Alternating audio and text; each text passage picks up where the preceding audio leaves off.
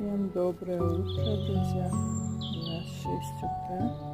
Посмотрите на эту красоту. Я думала, в этом году малины у нас вообще не будет. Купила 80 банок, 41 раз, потом 40 банок в другой раз.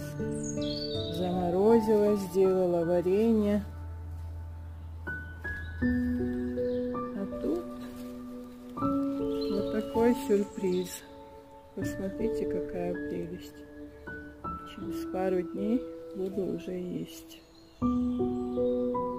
Такая крупная малина, не полька сорт, а вот тот, что раньше был сорт.